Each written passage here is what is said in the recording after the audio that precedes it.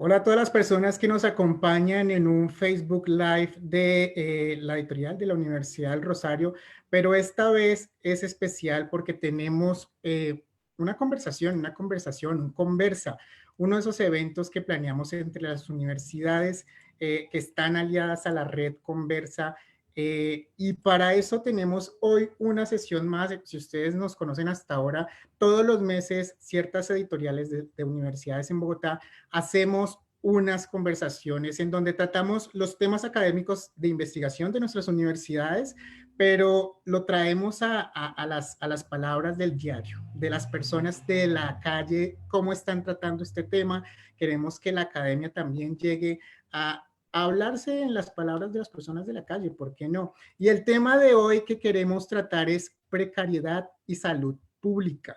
Queremos tener este tema en especial con una pregunta bien clave que creo que es fundamental para todo el mundo en este momento, en esta coyuntura nacional, mundial, local, esto nos abarca a todos. Y es una pregunta que tenemos transversales.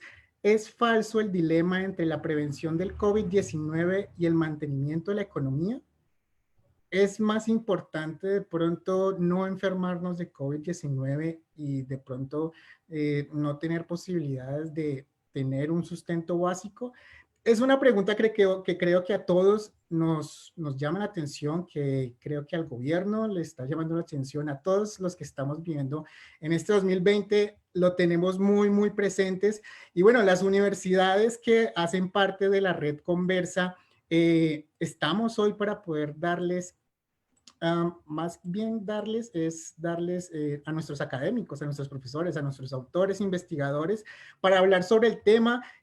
Quiero también hablar, o bien más bien, nombrar a esas universidades y editoriales que hacen parte de la red Conversa, y son la editorial de la Pontificia Universidad Javeriana, la editorial Universidad Jorge Tadeo Lozano, Ediciones Universidad Santo Tomás, Ediciones Uniandes, Ediciones Universidad La Salle, Siglo del Hombre Editores como el distribuidor de todas nuestras publicaciones, y la editorial de la Universidad del Rosario, que hasta este momento componemos toda esta red Conversa, y es esta iniciativa de poder hacer mensualmente ciertos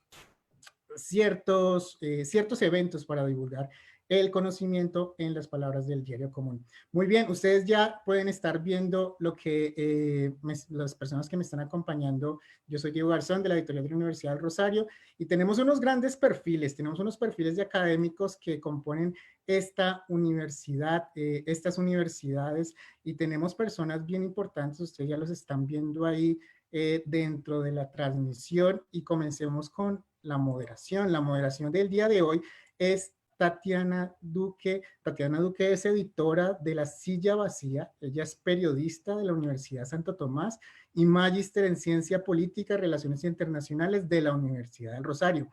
Trabajó en el Nuevo Siglo, la FM, Caracol Radio, Blue Radio y el Ministerio del Interior. Es ganadora de un premio Simón Bolívar. Ha escrito en La Silla Vacía sobre el Congreso, sobre los partidos políticos, y hace un rato también coordinando La Silla en Cali. Entonces, bienvenida, Tatiana. Muchas gracias por aceptar la invitación. Hola, muchas gracias. Gracias por invitarme y un saludo a todos. Muy bien, gracias. Y los académicos que nos acompañan en esta sesión del Conversa, tenemos a 3 académicos, y la primera es Claudia Mónica García López. Ella es médica y magíster en Historia de la Universidad Nacional de Colombia, doctora en Estudios de Ciencia y Tecnología de la Universidad de Edimburgo, y actualmente es profesora titular del programa de Historia de la Universidad del Rosario. ¿Cómo está, profesora? Bien, muchas gracias. Un siguiente perfil, tenemos al profesor Luis Fernando Gómez Gutiérrez. Él es médico salubrista y profesor del Departamento de Medicina Preventiva de la Facultad de Medicina de la Pontificia Universidad Javeriana en Bogotá, y tiene su experiencia como investigador y académico se ha centrado en los sistemas de vigilancia de factores de riesgo vinculados con las enfermedades crónicas no transmisibles, los ambientes urbanos, la actividad física y la calidad de vida relacionada con salud, los determinantes de la transición nutricional en Colombia y los procesos de abogacía política. Bienvenido, profesor. Buenas tardes, gracias por la invitación. Muchas gracias. Y para cerrar, tenemos al profesor Juan Camilo Restrepo Salazar. Él es abogado y economista especializado en Derecho Económico y Administrativo, doctorado en Derecho Administrativo de la Universidad de París, con especialización en Derecho Económico en la London School of Economics, exministro de Agricultura y Desarrollo Rural, Hacienda y Crédito Público, Minas y Energía. Y es docente de la Universidad Externado de Colombia. Bienvenido, profesor. Buenas tardes a todos ustedes. Muchas gracias por la invitación. Muy complacido de estar en este foro virtual. Bien, muchísimas gracias. Como ustedes ven, buenos perfiles académicos que tienen un bagaje académico en economía, en salud pública, en historia de la medicina. Aquí hay un montón de cosas que también pueden dar para ese tema que queremos nosotros, las universidades de Conversa, darles a todos.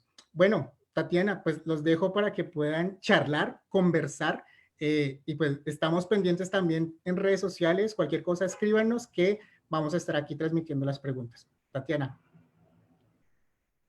Hola, muchísimas gracias. Y bueno, yo quiero arrancar este conversatorio con las noticias últimas que han venido ocurriendo sobre la pandemia y el manejo, no solamente aquí en Bogotá, sino en todo el país, porque ya estamos entrando al famoso pico del contagio, que van a ser varios picos, van a ser en varios momentos y va a ser muy regionalizado.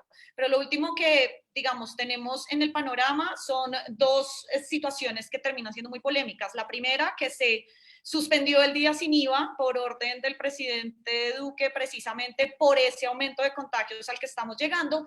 Y el segundo, pues esta iniciativa, esta solicitud que han hecho 14 asociaciones médicas para el presidente y para la alcaldesa de Bogotá para que precisamente volvamos a una cuarentena estricta aquí en Bogotá y muy posiblemente en otras regiones del país. Y yo quiero arrancar por ese lado, que enfrenta mucho este dilema de salud versus economía, y quiero arrancar con los profes. A todos les voy a decir profes porque todos han sido profesores y seguramente nos encontraremos en las aulas de clase en algún momento.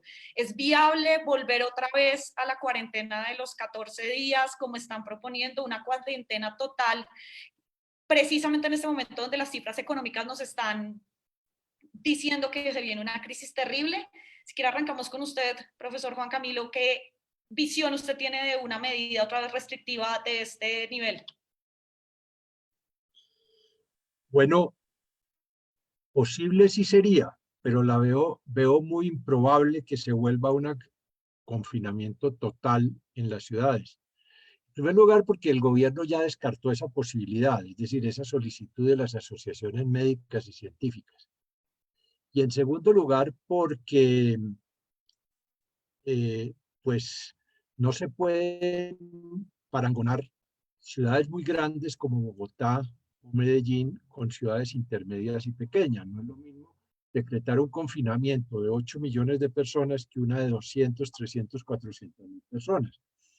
Entonces ya está montado el país por lo menos en Bogotá, en un confinamiento rotatorio de bloques de barrios aquí en Bogotá, que cada uno suma 1 millón y medio de habitantes o 2 millones, como el que estamos ahora.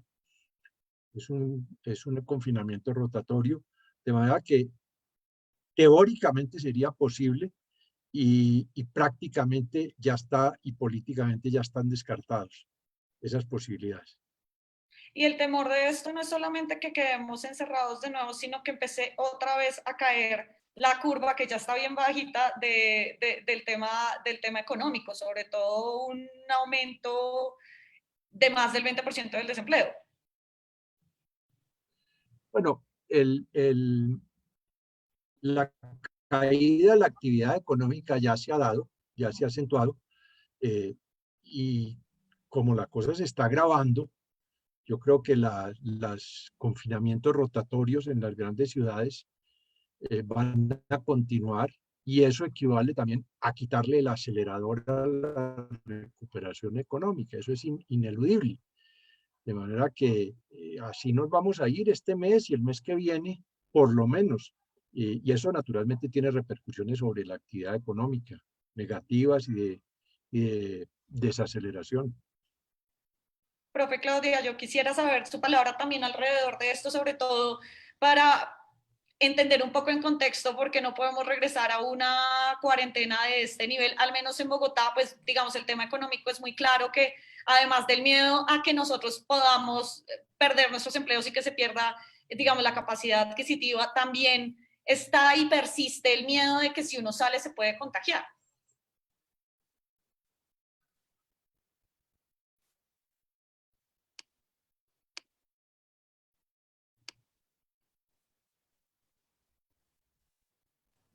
Profesora, tiene el micrófono.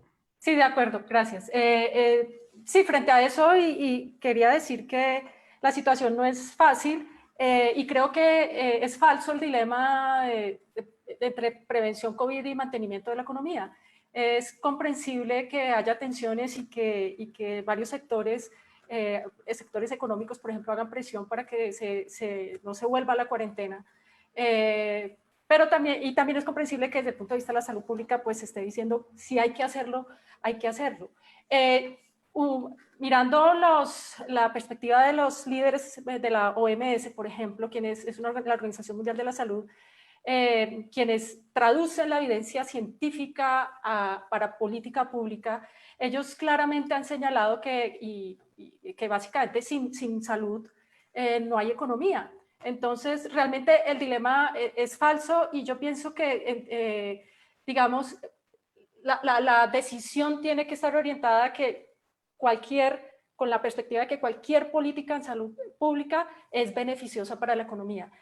Como decía algún economista del MIT, Emil Berner, economista que los economistas también han cuantificado cuál sería el costo de seguir con el confinamiento, etcétera, y aún ellos incluso sostienen que ya el dilema no es entre no intervenir y volver a la economía, a la situación económica anterior, sino si intervenimos, porque la economía estará mal y ese es el costo que hay que pagar, pero que en el mediano, largo y en el futuro la economía va a mejorar, o simplemente no hacer nada y dejar que entonces la pandemia destruya lo poco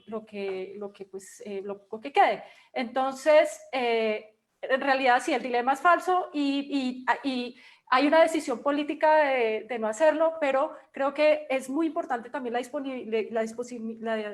disponibilidad de información, de datos, para que desde la perspectiva de la epidemiología, la salud pública, los gobernantes puedan tomar, con base en los datos que van saliendo sobre cómo se está comportando la epidemia, se puedan tomar esas decisiones. Pero realmente si el costo económico es alto, ya lo va a ser, pero va a ser, digamos, peor si no se toman las medidas que hay que hacer para disminuir la transmisión del virus. La mejor manera de proteger a la economía es proteger a las personas.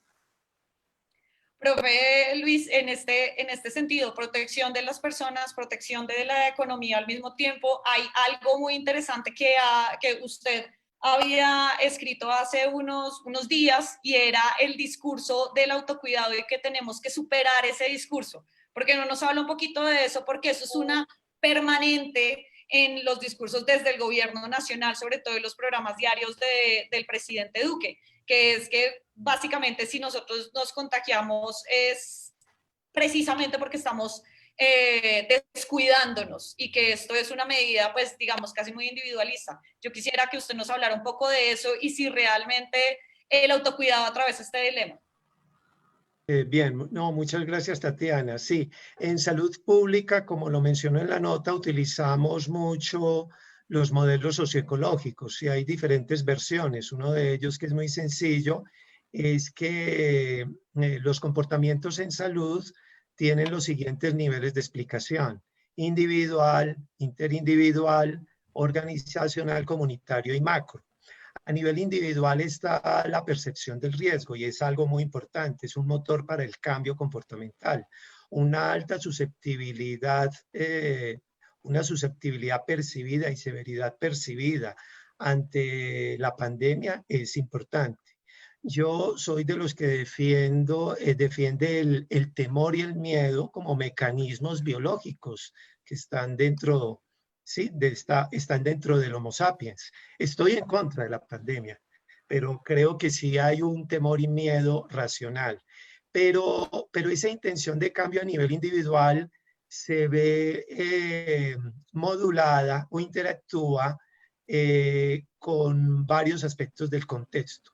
Ejemplo concreto, yo soy obrero de una industria cárnica y las personas que son dueñas de esta industria no garantizan el aforo de la industria, de esta empresa en los espacios cerrados. Ustedes saben que se han presentado varios brotes de coronavirus en Estados Unidos y en Norteamérica en las industrias cárnicas. Allí el individuo tiene muy poco control. Lo mismo en el distanciamiento físico. Yo creo que todos ustedes lo han vivido. Cuando uno va a Carulla, el Éxito, no trata de cuidarse. Yo soy obsesivo compulsivo, pero a veces no hay un control de los aforos, no hay un control tampoco del número de personas en ciertos corredores de los supermercados y allí el individuo no tiene control. Y el otro aspecto es que definitivamente esta pandemia está afectando de una manera mucho más severa a las poblaciones socialmente más vulnerables. En Estados Unidos, los más pobres, los que viven en hacinamiento crítico, los que dependen de la economía informal en América Latina. Entonces, me gusta más la palabra cuidémonos. Es un compromiso colectivo. Y un comentario muy rápido, estoy de acuerdo con los panelistas en que el dilema entre salud y economía no existe. Yo estoy de acuerdo con medidas de cuarentena muy estrictas.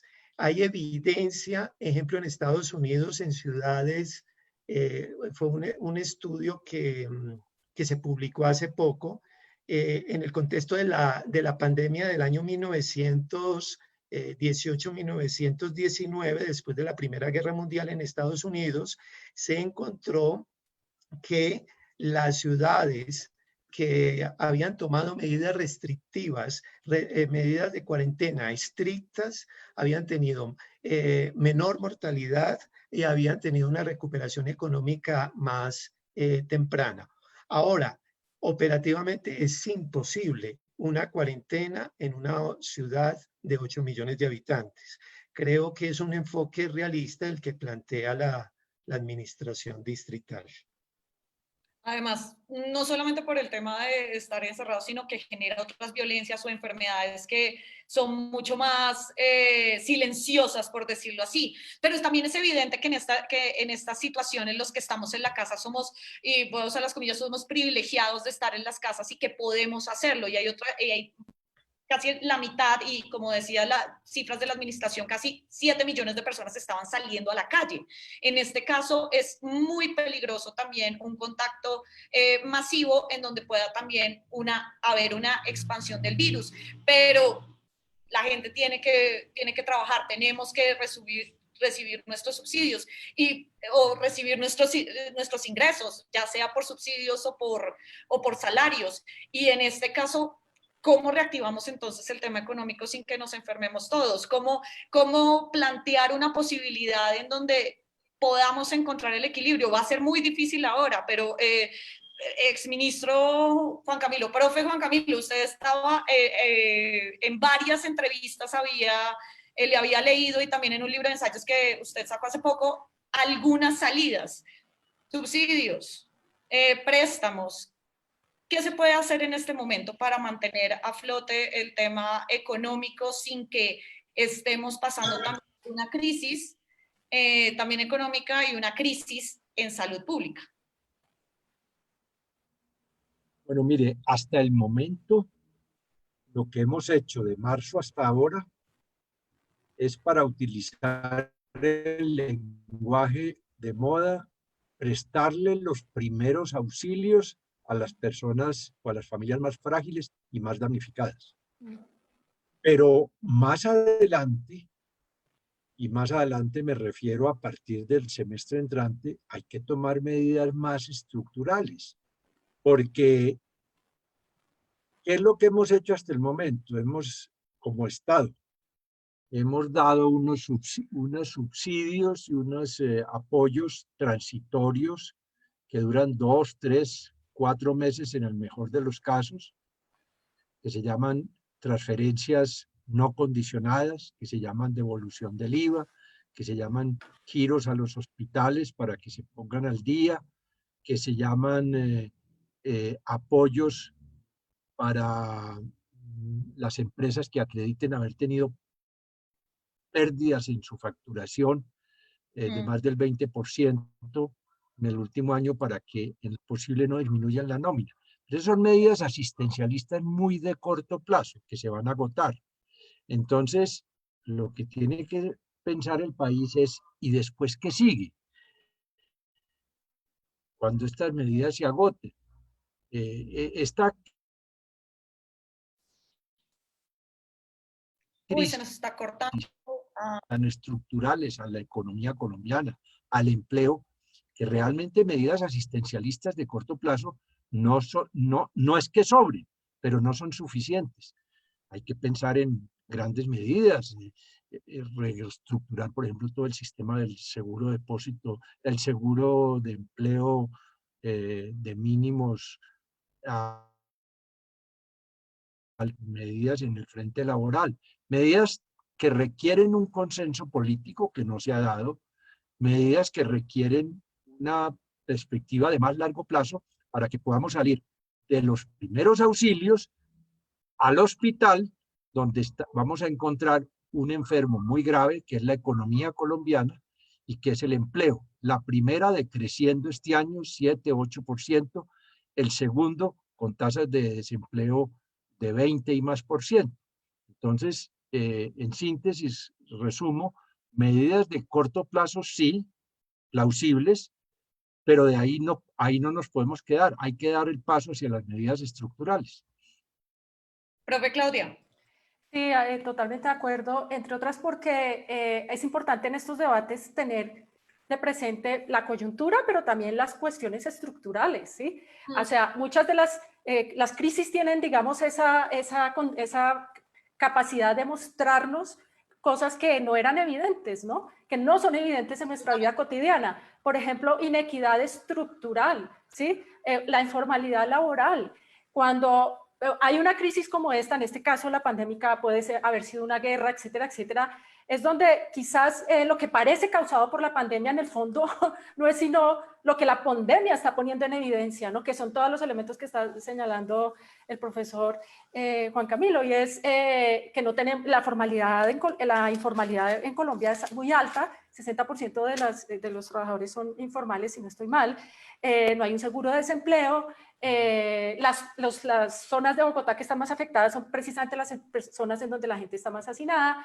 Entonces, esto yo lo veo como una oportunidad para pensar a futuro esos acuerdos políticos gruesos y aprendiendo también de las lecciones del pasado. El profesor Gómez recordaba que en la pandemia del 1918 ya se están haciendo, claro, hay evidencia empírica que muestra que cuando y frente a la coyuntura ahorita de si hacemos cuarentena o no, evidentemente las ciudades, si toman las decisiones rápido, a tiempo, fuertes, el crecimiento económico se va a ver, o la mejoría económica se va a ver al siguiente año en porcentajes de aumento del empleo, de la recuperación económica, etcétera. Entonces hay que tener cuidado con esto porque poner esto en términos del conflicto no es que el COVID esté causando, evidentemente está causando aumento del desempleo, está causando incertidumbre laboral, etcétera, pero está poniendo en evidencia la fragilidad, por ejemplo, del gremio médico laboral, el tipo de contratación con el que trabaja, es decir, pero entonces precisamente por eso esa es la oportunidad para entonces entrar en el camino de que la Organización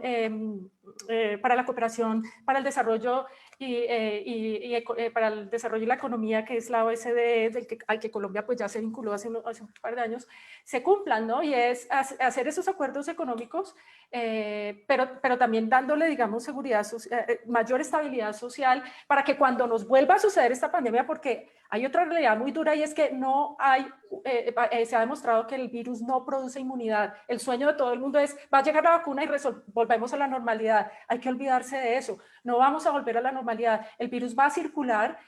Posiblemente una vacuna va a ser una vacuna que se ha encontrado que la inmunidad se pierde a los 2 meses, 3 meses. Luego la gente va a tener que estarse vacunando con relativa frecuencia. Entonces lo que ha planteado la OMS es, por ejemplo, que entonces la única manera de contener esto es, refiriéndote al segundo punto que le planteabas al profesor Gómez, una cuestión de comportamiento. Es decir, y hay una transición, ya los gobiernos tienen que dejar de obligar a la gente a tomar distanciamiento, a usar el tapabocas, y son las personas las que tienen que aprender a transformar su comportamiento. Lo que hay aquí está en juego es una transformación cultural, ¿no? Unas nuevas normas de interactuar, de comportarse para proteger también a los demás. Y esa transformación cultural toma tiempo. Y en esto también juegan factores culturales, políticos.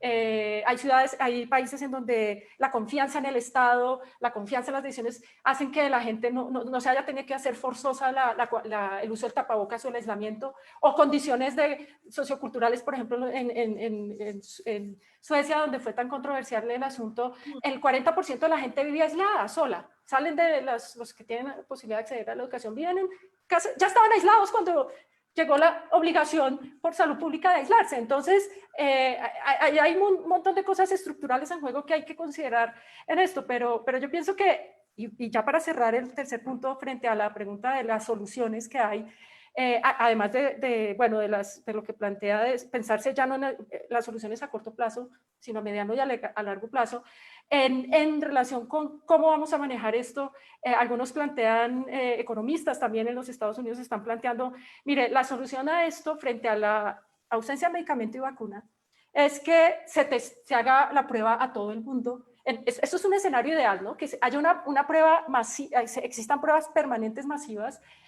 para detectar quién sale positivo. Al que sale positivo, entonces, pues se le dice, usted tiene que hacer el confinamiento, ¿cierto? Y el otro puede entonces salir a trabajar con estas restricciones, etcétera, etcétera. Este es un escenario exigente, exagerado, pero parece ser que es el que se nos plantea a todos y habría que pensar si, por ejemplo, la posibilidad de contar con testeo masivo, ya no solo para detectar y aislar y apagar el incendio, sino como una medida de salud pública que quizá nos va a tener que ser permanente. Antes de continuar con esta charla que ya me está pareciendo que se está poniendo ya muy interesante, y les recuerdo a todos los que nos están viendo que podemos recibir sus preguntas para decirlas acá en vivo y para que nuestros profesores las respondan. Una de las cosas que estoy escuchando tanto del profe Juan Camilo como de la profe Claudia y se me viene a la cabeza es que el día sin IVA, por ejemplo, el primer día sin IVA fue una combinación de una medida de urgencia, de primeros auxilios, por decirlo así, pero al mismo tiempo se rompieron todas las posibilidades de un distanciamiento y nos cuenta que no había un comportamiento, que eso también es el miedo que hay, que todavía no estamos adaptados a eso. Y quiero comenzar esta parte con el profesor Luis, y es preguntándole qué nos salió mal y cómo mejorar este tipo de comportamientos, y también si realmente estos días sin IVA, estos días de consumo masivo realmente funcionan. Y además porque siento también que les llega a un sector muy específico y hemos hablado mucho sobre temas que sobre todo impactan en las ciudades, pero no digamos en centros rurales donde es bastante diferente la situación y donde la economía se mueve de una forma muy diferente. A ver, yo quiero ver el vaso medio lleno. Sino, revisando las tasas de mortalidad por 100.000 de COVID-19 en la región, y si nos comparamos con los vecinos, de pronto exceptuando Venezuela, porque no tenemos datos muy creíbles de Venezuela, vemos que las tasas de mortalidad en Colombia no son, la tasa de mortalidad es menor. Y estamos aprendiendo, hay un aprendizaje social y un aprendizaje de las instituciones públicas. Definitivamente el día sin IVA fue un error garrafal. Las aglomeraciones que se dieron fueron bastante evidentes. Sin embargo, y obviamente esto no se puede volver a repetir. Sin embargo, quiero aclarar que hoy ASUCEPI, que es la Asociación Colombiana de Epidemiología, mostró una curva de tendencia muy interesante de tasa de mortalidad en Bogotá, y al parecer no hay un efecto muy evidente del día sin IVA. Pero esto no quiere decir de que vayamos o sea, tenemos que evitar un día sin IVA. Yo tendría una pregunta, ¿qué porcentaje de la población bogotana tuvo este tipo de comportamientos que a veces lo catalogamos como indisciplina social? Yo a veces en la calle veo que la gran mayoría de las personas, yo diría al menos en mi barrio, tengo el sesgo de mi barrio que es Ciudad Salitre, más o menos el 90-95% de las personas están acatando las medidas de distanciamiento físico y de utilización de tapabocas. Dejo la reflexión, pero quiero anotar algo como para incitar aquí la conversación sobre un punto anterior. Disculpa, Tatiana, si me lo permites. Estos escenarios de crisis son una oportunidad magnífica para el cambio y para el cambio en salud pública. Una posibilidad de fortalecer las economías rurales. Y lo quiero vincular con un punto. Los pacientes diabéticos, hipertensos y obesos tienen mayor probabilidad de tener severidad clínica, de ingresar a una unidad de cuidado intensivo por COVID y de morir por COVID. Y ahora más que nunca tenemos que impulsar acciones políticas para fortalecer sistemas agrícolas y alimentarios que le ofrezcan a la población alimentos frescos. Esa sería pues me gustaría conocer la opinión de ustedes. Y lo otro, de impuestos saludables, de incrementar en forma significativa. En este momento el Estado necesita recursos. ¿Por qué no implementar y revivir el impuesto a las bebidas azucaradas? No del 20%, yo diría del 30%. E incrementar de una manera significativa el impuesto a las cajetillas del cigarrillo, todavía es muy baja. Y recordemos que los pacientes con enfermedad pulmonar obstructiva crónica tienen mayor probabilidad de morir por COVID. Esta no es la primera, este no es el fin de la historia en términos de pandemia. Las probabilidades de pandemias a futuro es enorme de acuerdo a los expertos en ambiente y los expertos en virus. Yo le voy a pedir, por favor, al profesor Juan Camilo que nos responda a eso de los impuestos y si podemos subir ese tipo de impuestos. Según su experiencia, arrancando, ¿eso pasa el lobby de las grandes empresas en el Congreso para pasar eso? Sí, permítame, tal vez antes de contestar la pregunta de las bebidas azucaradas, referirme al día sin IVA. Sí, Yo sí. no creo solamente que fue una improvisación inmensa, sino que fue una tremenda equivocación. Y hagamos un poco de historia. La idea de los 3 días sin IVA no surge originalmente para esta emergencia. De acuerdo. Eso lo había aprobado la reforma tributaria anterior de hace más de un año, y entonces el gobierno se entusiasmó y recicló como una de las medidas antipandemia o de lucha contra la emergencia los 3 días de IVA que ya venían aprobados. Bueno, pero quedaría por preguntarse, esos días sin IVA, que naturalmente fue mucho más desafortunado el primero que el segundo, ¿a quién beneficia? ¿Reactiva eso la economía? Nosotros vimos las fotos y las tomas de televisión, clase media alta, clase alta, comprando electrodomésticos, pero eso no son los 9 millones de marginados, ni son los 9 millones de informales, ni son los 9 millones que están aguantando hambre. Entonces, una medida que beneficia solo a un pequeño segmento de la población al rebajarle el impuesto del IVA. y a los propietarios de las grandes cadenas no es una medida de reactivación económica.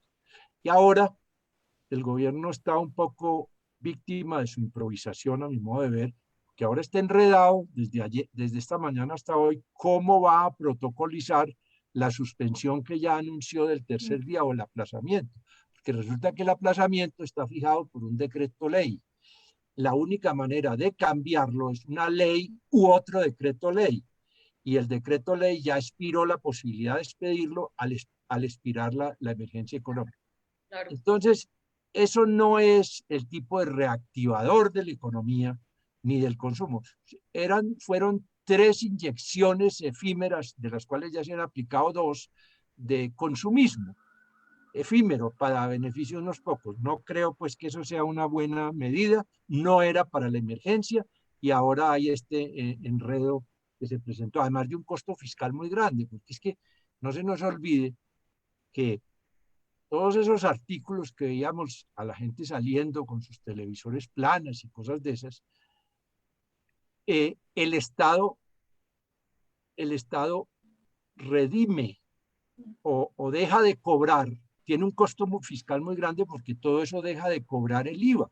Entonces, es la renuncia a un ingreso fiscal ahora que se necesita más. Según el producto, puede ser un costo fiscal muy grande.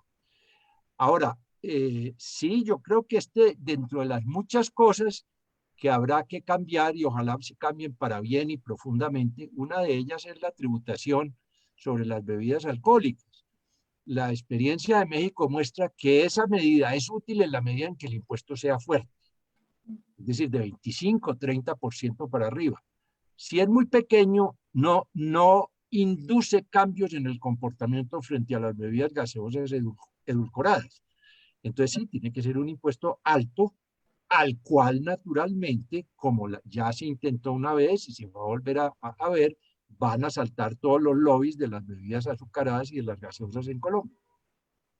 Claro, y es una medida, digamos, medidas como el día sin IVA, como impulsar unos nuevos impuestos, son altamente impopulares en ciertos sectores. Y hay una medida del gobierno nacional que me parece muy interesante que conversemos sobre esta pandemia, y es la de la prohibición de salir de los mayores de 70 años. Y es esta llamada rebelión de las canas que ya le ganó una tutela al gobierno nacional.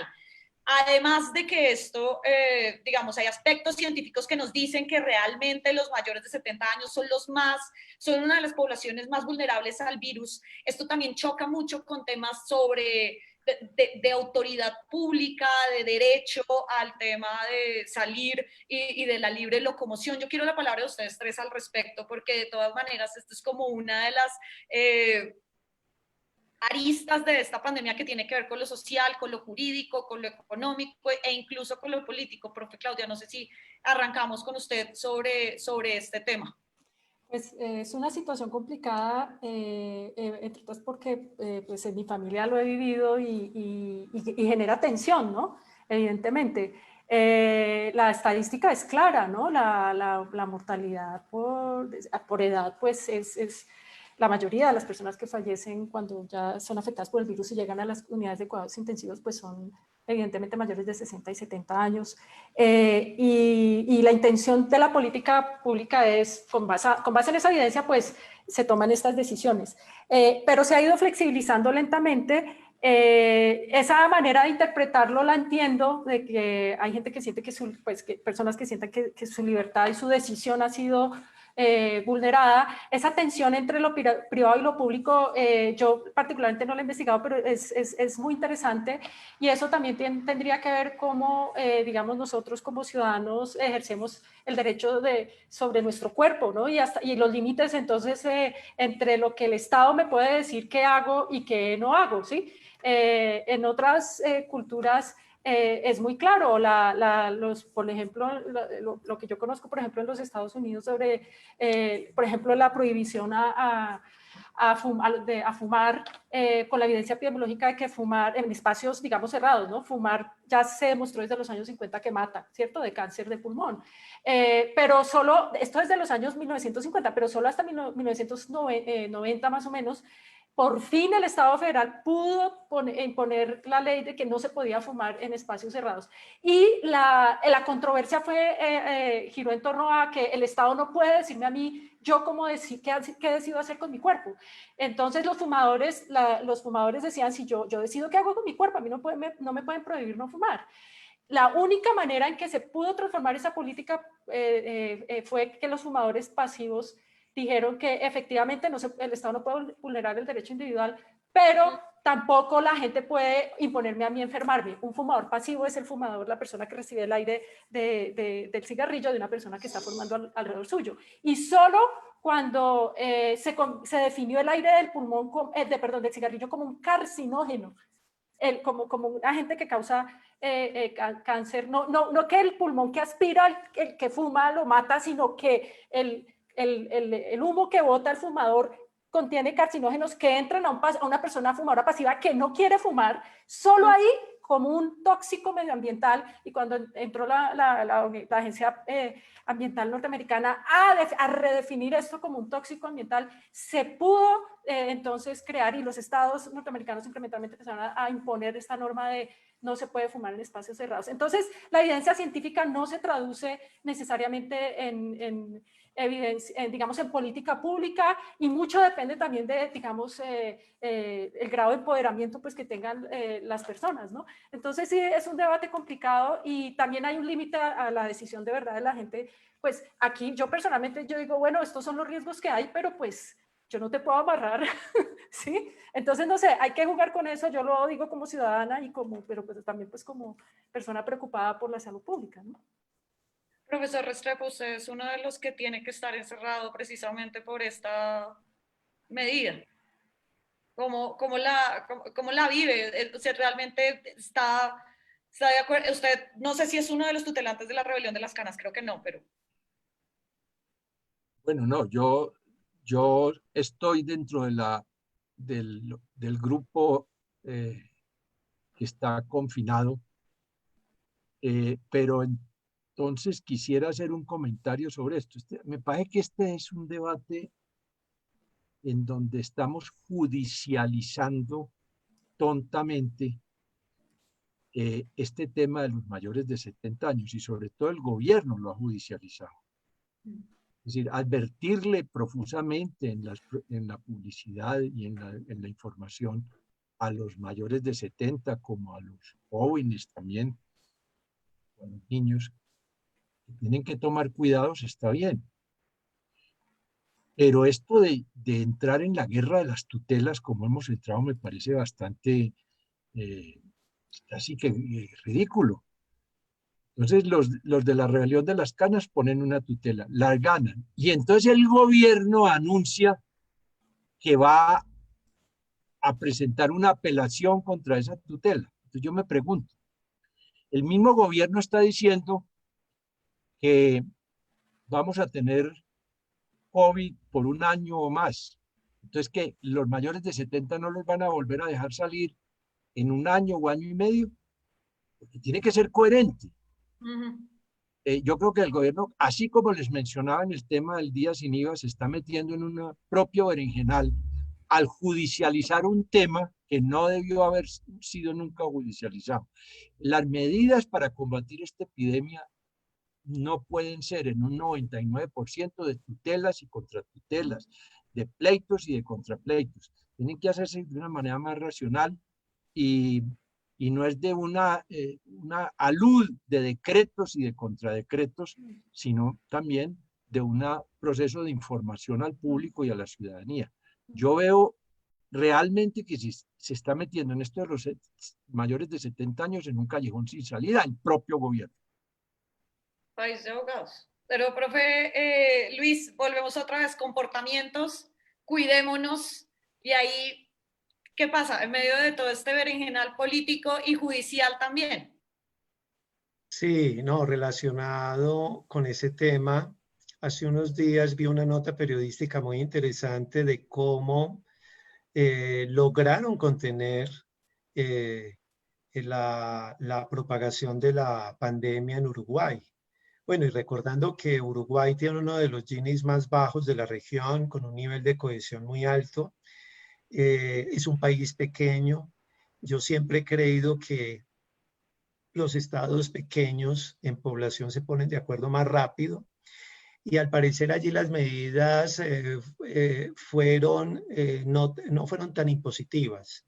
Se trabajó más lo que se llama en psicología social el aprendizaje observacional, la presión de pares sociales, pero no de un policía, sino de un vecino.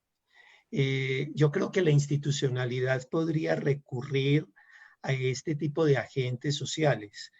Seguramente ya lo están haciendo. Obviamente la situación en Colombia es mucho más compleja que en Uruguay en términos económicos, y es como de tratar de legitimar estas acciones a través de líderes barriales. Y seguramente lo que pasa es que la velocidad de la pandemia no nos ha permitido generar deliberaciones previas. Entonces la medida nació con un déficit de legitimidad social. Ahora, hay algo que para mí es claro hasta ahora, teniendo en cuenta la evidencia. Al parecer, a medida que se incrementa la edad, la capacidad de infectar a otros también aumenta, ¿sí? Entonces, allí se podría recurrir disuadiendo al principio del daño, ¿ya? No es solamente el cuidado de ellos, es también la posibilidad que contagien a otros. Y es lo que se está dando ejemplo en otros países que reabrieron las escuelas. No, al parecer no tanto son las niñas y los niños, sino los profesores. No te escuchamos, Tatiana, tienes el micrófono. Tenía apagado el micrófono, sí, ya me había acostumbrado a estarlos escuchando porque está muy interesante esta charla, y les estaba diciendo que muchísimas gracias a todos los que nos están viendo porque hemos recibido muchas preguntas y yo quiero que ustedes las puedan empezar a responder porque están muy buenas. Y quería empezar con esta de David Esteban García Gelbés. ¿Cómo creen que debe ser la hoja de ruta para las economías emergentes en temas de reactivación económica? ¿Y qué papel deben jugar las instituciones para el manejo en el comportamiento de los habitantes? Es más o menos un resumen de lo que hemos dicho, pero si alguno se quiere aventurar a hacer un resumen de los primeros minutos de la conversación alrededor de la hoja de ruta para reactivar la economía y cuál va a ser el papel de las instituciones en que nos comportemos, adelante. Yo voy a elegir al profesor Juan Camilo por el tema de la hoja de ruta económica que él ya ha expresado después de las medidas de urgencia y de primeros auxilios. ¿Qué tiene que venir? ¿Qué reforma tiene que venir? No, mire, todas las grandes guerras y todas las grandes crisis y todas las grandes pandemias se han financiado en una primera instancia a base de endeudamiento público. Así ganó la guerra primera Inglaterra, endeudándose. Así ganó la Segunda Guerra Mundial los Estados Unidos, endeudándose. Y luego, cuando pasa la emergencia, ya sea el mismo crecimiento económico que debe seguir positivo a la Gran Depresión, va recogiendo parte del endeudamiento y también medidas fiscales para recoger impuestos van compensando o van aminorando el endeudamiento en que se ha incurrido. Yo creo que hacia allá vamos aquí en Colombia. Ya se han tomado unas medidas en ese sentido y esos primeros auxilios que yo resumía en una primera respuesta, básicamente se han financiado con más endeudamiento público. Y no debe escandalizarnos que lleguemos al 70 o al 80% del PIB, porque después se irá recogiendo. Ahora bien, la segunda parte de la hoja de ruta tienen que ser como medidas, como decíamos, medidas más estructurales. Y una de ellas es buscar una mayor equidad en la sociedad colombiana. Yo voy a utilizar una expresión muy antioqueña. Esta pandemia lo que ha hecho es levantarle la enjalma a la sociedad colombiana. ¿Y qué nos ha mostrado? Que su lomo está lleno de mataduras. Lleno de mataduras, la gran mayoría de las cuales son mataduras de la inequidad, de la mala distribución del ingreso, de las injusticias que subyacen en todo el tejido social colombiano. Entonces, la segunda ola de medidas tendrá que ser también con más endeudamiento o con más ingresos tributarios, financiar medidas tendientes a ir curando esas mataduras que reveló en el lomo de la sociedad colombiana la pandemia, la principal de las cuales es su profunda situación de inequidad y de injusticia. Y eso pasa por el camino de una reforma tributaria más proactiva hacia el equilibrio de las cargas tributarias, probablemente cobrando más impuestos a los más ricos.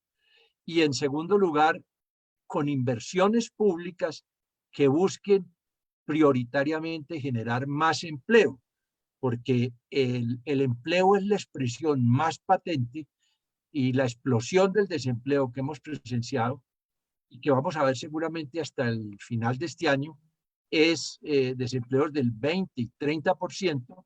Entonces, el plan contracíclico de inversiones tendrá que dar privilegio a inversiones intensivas en mano de obra para contrarrestar ese aterrador nivel de desempleo que estamos presenciando.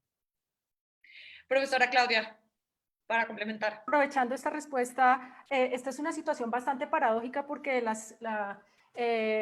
digamos, usualmente el dilema con el que nos hemos enfrentado en el último siglo es una crisis económica que afecta a la salud pública, la crisis de los años 30, un debate grandísimo a nivel internacional sobre si afectaba o no la salud pública y cómo se medía esa afectación. La crisis del 2008 un poco también. Hay una controversia a lo largo del siglo XX sobre si sí o si no, y de hecho algunos economistas de la salud dicen no, las crisis económicas antes favorecen la salud pública porque entonces la gente no coge carro sino que trota más, camina más, etc. Entonces estamos en una situación opuesta y es en parte una situación de salud que está causando en parte una crisis económica. Entonces esa es una situación sin precedentes por lo menos en los últimos 100 años y lo que acaba de mencionar el exministro es si la solución es entonces dar más empleo, pero no podemos salir a trabajar porque la pandemia no nos deja, ¿sí? Parece paradójico. Entonces, precisamente es por eso que es tan importante tomar medidas de salud pública, hemos dicho, casi que cualquier medida de salud pública que propenda por la disminución de la transmisión del virus es buena para la economía. Es decir, la respuesta a la pregunta sería no prevención del COVID versus mantenimiento de la economía, sino idéntico, igual. Prevenir el virus, evitar que se propague, equivale a mejorar la economía, porque es que si no se para el contagio del virus, no podrán salir a trabajar aquellas personas que entonces si se crearan pues mayores trabajos. Fíjense que la salida de la crisis económica en los años 30 finalmente fue con el esfuerzo bélico de la Segunda Guerra Mundial, ¿sí? Parte del crecimiento europeo después de la Segunda Guerra Mundial con el plan Marshall norteamericano fue inyección para generar trabajo, reconstruir la industria europea, etcétera, etcétera. Entonces generar trabajo y eso en esta situación donde es difícil salir porque contagiamos, precisamente implica que tenemos que ser muy estrictos y rigurosos en cuarentenas para poder salir a trabajar y tener esa mejoría económica. Entre más rápido lo hagamos, mejor. Ese es un primer punto. El otro punto que quería señalar es que los principios sobre los cuales en estos momentos de crisis se deben refundar, eso es exagerado decirlo, pero pensar esas medidas a largo plazo que también se ha mencionado acá, tienen que ser también de un consenso general y tienen que ser el de la equidad y el de la solidaridad. A mí me preocupa, me preocupa un poco que se presenten estos dilemas es decir, hay que hacer una campaña, pienso yo, de transparencia y de información. Hay que estarle informando permanentemente al público las cifras, los datos, lo que está sucediendo.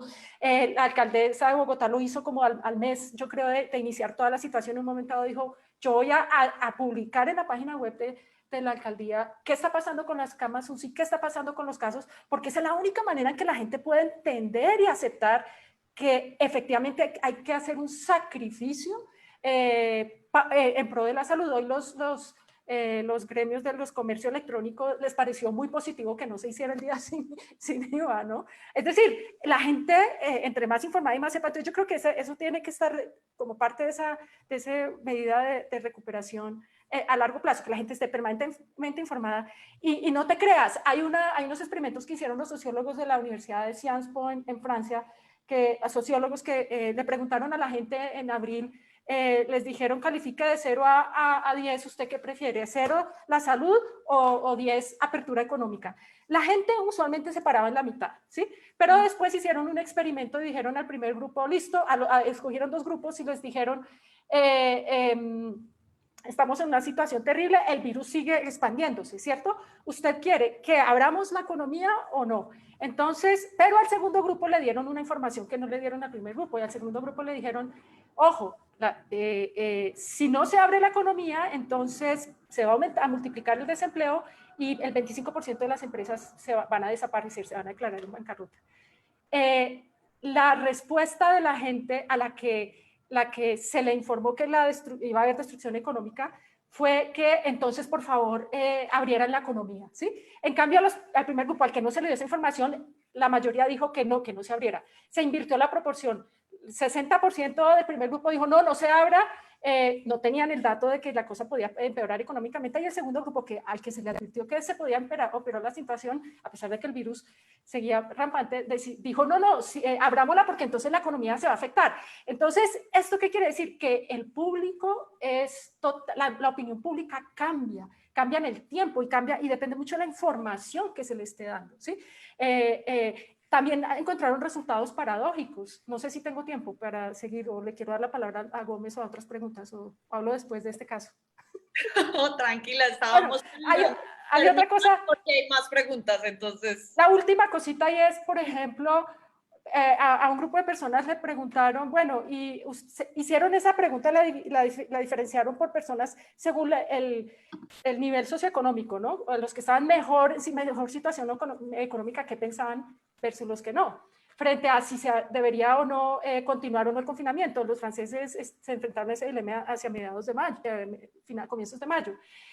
Y contraintuitivamente, las personas que estaban en peor situación económica preferían seguir en cuarentena que aquellos que estaban en mejor situación económica. Uno diría, pero si yo estoy en peor situación económica, la cuarentena me la va a empeorar. Y al contrario, ellos dijeron, no, sigamos en situación económica porque es que el problema de salud pública es serio. Entonces mucho depende a quién le preguntes, ¿no? Y a los grupos que están interesados, pero pienso yo que es fundamental estar informando, transparencia, y informando al público.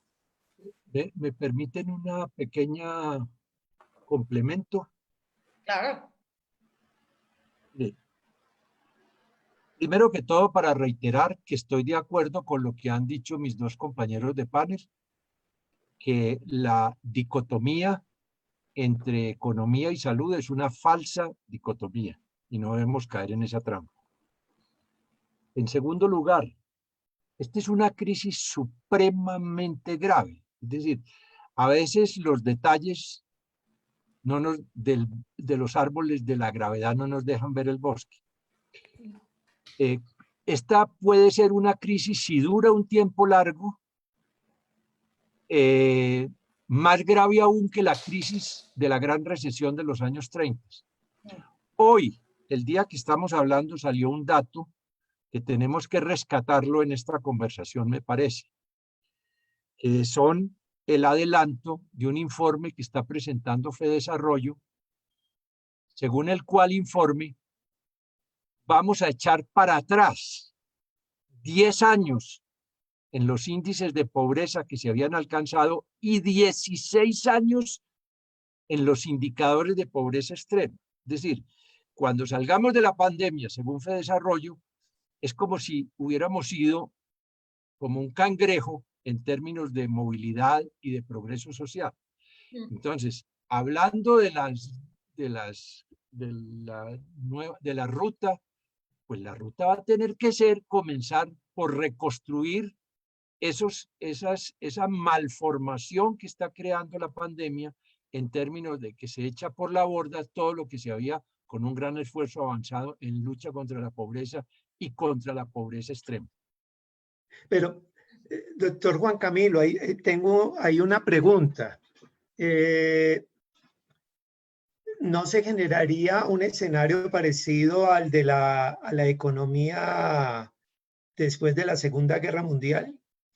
¿O de una inversión muy grande del Estado? Seguramente sería el fin de la globalización económica o el debilitamiento de la globalización económica. Y aprovecho otra pregunta ya a nivel local. La tercera es la agricultura, la economía agraria en Colombia. ¿Qué oportunidades usted le ve? Claro, vamos a tener que montar aquí en Colombia y en todos los países políticas e instrumentos parecidos a los que se organizaron para reconstruir la Europa devastada por la Segunda Guerra Mundial. Allá fueron bombas. Aquí es destrucción de capacidad productiva, destrucción de empleos y destrucción de condiciones sociales. No, aquí no es tanto las bombas, pero la solución tiene que ser parecida. Por eso se ha llegado a hablar en estos días de que se necesita un plan Marshall, también criollo, un plan Marshall criollo, naturalmente pues ajustando y a las circunstancias. Y en esto de echar para atrás, pues también hay que mirar con mucho cuidado el tema de la seguridad agrícola y alimentaria, porque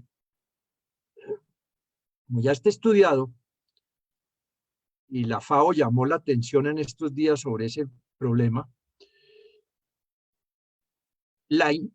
se cae en la inseguridad alimentaria de un país o de núcleos de población, no solo cuando faltan alimentos, sino cuando los segmentos más débiles no tienen con qué comprar las calorías que necesitan.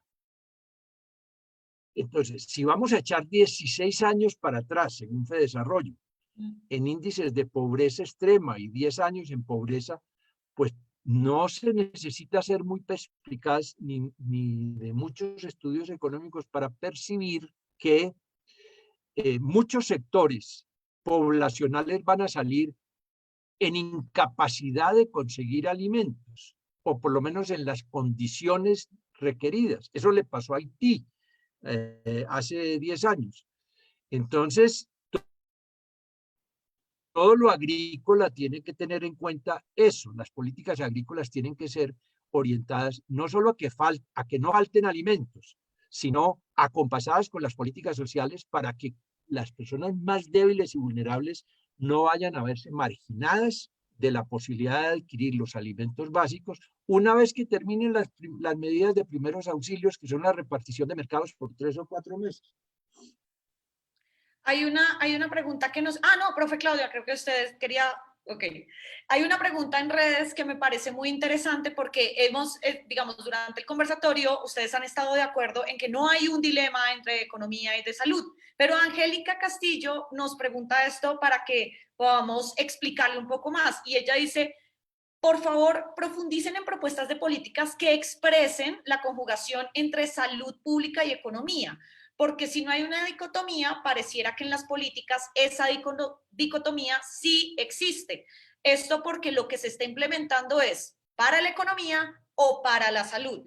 ¿Tenemos algún ejemplo que podamos explicarle, no solo a Angélica, sino a toda la gente que nos está viendo en este momento, cómo realmente se aterriza esa falsa dicotomía, en qué política pública la podemos ver? Y esto es muy normal, sobre todo porque políticamente sí hay políticos que usan un discurso en donde algunos prefieren más la economía y otros prefieren o parecen preferir más la salud. ¿Quién le gustaría comenzar? A mí me gustaría comenzar con este comentario y es, ¿qué sectores de la economía son más importantes para el país? Y ahí yo tengo, bueno, un sesgo como salubrista y es, definitivamente no es la industria tabacalera, definitivamente no es la industria de comestibles ultraprocesados, tampoco es la industria del alcohol, incluso yo agregaría allí la industria automotriz, sobre todo motos que generan una gran contaminación y vehículos automotores. Entonces, creo que esa precisión sí hay que hacerla. ¿Qué sectores de la economía son los más importantes en términos de costo-beneficio, en análisis de costo-beneficio para la salud? Yo quisiera mencionar otro ejemplo de cómo se pueden armonizar o compatibilizar salud y economía. Y la respuesta es sofisticando, refinando, mejorando los sistemas de control de salud.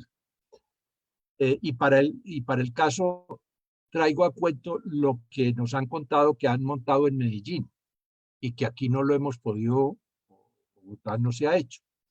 Es un sistema, pues, bastante interesante en donde cualquier entrada a un bus, a un tranvía o al metro de Medellín implica una, por decirlo así, una georreferenciación de salud pública del que está utilizando el transporte masivo. Y eso permite una detección temprana de los contagios y de los aislamientos, pero también permite entonces que la gente se pueda mover con menos temor hacia el trabajo. Es decir, ese es un buen ejemplo de cómo salud y economía no son contradictorios, sino que se ayudan mutuamente cuando están respaldados en sistemas pues más sólidos y más sofisticados y más modernos, pues menos rudimentarios en los sistemas técnicos que se utilizan. Ahí también ha habido una gran controversia alrededor de la georreferenciación con estas aplicaciones de Medellín Me Cuida y Coronap, porque no hay mucha claridad de si esto puede ayudar precisamente a detener el contagio más allá de dónde uno puede estar, pero también hacia dónde van los datos. No sé si los saludistas acá nos puedan contar un poco si realmente estas aplicaciones de georreferenciación, este tipo de sofisticaciones que son muy importantes, acá las estamos aplicando bien, precisamente por toda la controversia que ha habido al respecto. Sí, profe Luis. ¿La profesora Claudia? Bueno, ¿También? no, yo pienso que es una gran herramienta, definitivamente. Yo no tengo ninguna duda, lo aplicaron con mucho éxito, sobre todo sociedades orientales, y me quiero referir a países donde hay democracia, a Corea del Sur, a Taiwán, y funcionaron definitivamente. Y valdría la pena evaluarlo en Medellín.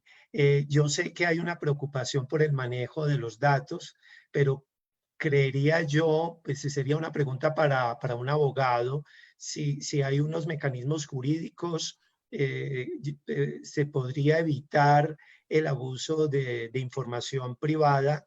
Y de pronto hay una reflexión muy cortica, filosófica sobre este tema. La pandemia nos ha mostrado la crisis de este individualismo atómico en que vivimos. Y definitivamente tenemos que generar formas de vida más solidarias, y en este sentido no deberíamos estar tan prevenidos si compartimos ciertos datos. Profe Claudia. Sí, gracias. Sí, yo no conozco mucho de lo que está sucediendo con las apps. Sé que en Noruega en un momento dado lo tuvieron también, recién comenzó todo esto y era voluntario y era por cierto tiempo, ¿no? Y la preocupación también por el problema de los datos pues es legítimo. Yo creo que estamos transitando a lo que hoy que algunos llaman el paciente electrónico, con esto de las historias clínicas electrónicas. Eso va a ser, uno piensa, eso va a ser maravilloso, porque entonces cuando uno antes iba donde el médico le tocaba ir a buscar su historia clínica para ir donde el otro especialista, después llevarla donde el otro especialista. Es decir, hay un montón de cosas que son muy buenas, positivas, pero también pues hay una preocupación de ciertos sectores como de, bueno, ¿y qué van a hacer con esos datos? ¿Se van a vender para, no sé, todo lo que pasa en el universo médico en el que el sector privado también interviene muy fuertemente? Las farmacéuticas, etcétera? Entonces eso es un tema candente y controversial, pero si lo pensamos como una herramienta o sea, en el fondo las tecnologías no son malas ni buenas, ¿sí? por sí mismas. Todo depende de quién las diseñe y para qué propósito las diseñe y con qué objetivo. Entonces, si como sociedad estamos de acuerdo que esa va a ser la función y hay una reglamentación y hay una claridad sobre esto, pues esos riesgos pues deberían ser mínimos y más bien podrían ser herramientas que contribuyan a esto. Estoy de acuerdo con que un camino para la salida y en donde economía y salud se pueden encontrar es invertir en salud pública. O sea, la salud pública en nuestro país básicamente estaba totalmente debilitada, no existía. Sí, en eso me corregirá el profesor Gómez, pero no era una realidad tangible. Creo que las EPS estaban encargadas de la promoción de la salud y ya. Esta es una oportunidad para mostrarnos la importancia, para fortalecer la salud pública. Ahí hay otra cosa que yo quería introducir en el debate que a mí me inquieta personalmente y que no lo he visto en los debates, porque claro, la urgencia está en el trabajo, en darle el ingreso mínimo a la gente que no puede salir a trabajar para que pueda comer, para que pues, se pueda quedar en su casa y nos protejamos todos, todo esto que la urgencia nos está planteando, pero de nuevo pienso que también es importante, aún dentro de esta emergencia, estos espacios y otros escenarios en donde podamos pensar la cuestión a mediano y largo plazo, ¿sí? donde las crisis replantean las clasificaciones habituales y a las cosas a las que uno está acostumbrado. Entonces, probablemente uno ya ve que es posible ciertas cosas, que son posibles, quizás posible un ingreso, no sé, salarial mínimo para los que no desprotegidos, etcétera. Pero hay otro elemento que yo quería introducir y que yo no lo he escuchado y me duele bastante, y es el papel de la ciencia y la tecnología en esto, ¿sí? Hay una, no sé, es como inexistencia, o sea, el hecho de, y esto es una opinión muy personal, de que tengamos que reunir a sabios cada 20, 25 años para ver qué hacemos con la ciencia en el país, evidencia que la ciencia no está en el DNA, en los genes, en la genética de lo que vamos a hacer, de lo que queremos ser como país en el futuro, ¿sí? De cara a la biodiversidad, de la riqueza biológica que tenemos, a las capacidades humanas que hay. Por ejemplo, el investigador de la Universidad del Rosario, Juan Manuel Anaya, que está evaluando seroterapia para el COVID-19, mencionaba en alguna oportunidad todos los proyectos que financia Conciencias de Investigación en Biología, en Medicina, etcétera. Muchos compran aparatos de secuenciación del DNA, que es la base del genoma humano, y se acaban los proyectos y esos aparatos quedan ahí encerrados en un plástico, en un cuarto, donde está un sistema que diga que hay una red, es decir, realmente con todas las capacidades humanas que tenemos, yo no sé, yo no he escuchado que se esté planteando, tal vez no lo conozco y me excusan, pero la ciencia debe ser y está parte en el sistema de competitividad, ¿no? Se creó el Ministerio de Ciencia, se adscribió al Sistema Nacional de Competitividad, pero todavía no está como en el imaginario colectivo que esto puede ser un elemento y una oportunidad. Ahora con todo esto que están mencionando las apps y los ventiladores, la Unión Ciencia y Empresa, como una oportunidad económica también. Entonces hay un problema también ahí estructural y esta crisis es una oportunidad también para repensarse ese tipo de cosas. Y que de todas maneras ante esta situación el Ministerio de Ciencia no ha sido particularmente protagonista, que también es lamentable que haya ocurrido de esa forma. Hay una pregunta que nos están haciendo desde el Grupo de Estudios Sociales de las Ciencias, las Tecnologías y las Profesiones de la Universidad del Rosario, y que creo que es muy interesante para también entrar en estas políticas de salud y economía. Se está haciendo un trabajo muy interesante sobre la propuesta de la renta básica que se viene discutiendo en algunos sectores. ¿Ustedes cómo la ven? Si quiere, profesor Juan Camilo, ya que nos dijo que estaba corto de tiempo para las 6:15. Sí, la renta básica tiene un costo fiscal alto. El gobierno ha dicho que está fuera de sus posibilidades en este momento, pero que se puede estudiar. Básicamente, la renta básica conduce a entregar unos 400.000 pesos por mes a cada familia pobre o informal. Si esta renta básica se mira más bien como un sucedáneo de un seguro de desempleo de mínimos universal, como hicieron en Chile, creo que es posible y es factible. Y es factible organizarla en Colombia, pero eso requerirá un consenso político muy grande que hoy no existe, estudios muy detallados que hoy no existen, pero no es una idea descabellada. No es una idea descabellada y la experiencia de Chile muestra que algo parecido sí se puede organizar. No, que ojalá que no toque enviar a una comisión de sabios, profe Luis. Medidas como esta pueden ayudar un poco. Se pueden ver. Lo voy a vincular con salud pública. Es fundamental incrementar el, el apoyo económico que se le están dando a las familias más vulnerables en periodo de pandemia para poderlas disuadir de que se queden en casa. Eso es algo fundamental. Y una reflexión que sería más bien una contrapregunta al profesor Juan Camilo es si un buen impuesto a la riqueza podría ayudar a financiar ese tipo de iniciativas. Me llamó mucho la atención que hace 2 días un buen grupo de número de billonarios, no vi latinoamericanos, hacen un llamado a que les cobren más impuestos. Fue publicado en la BBC y en The Guardian.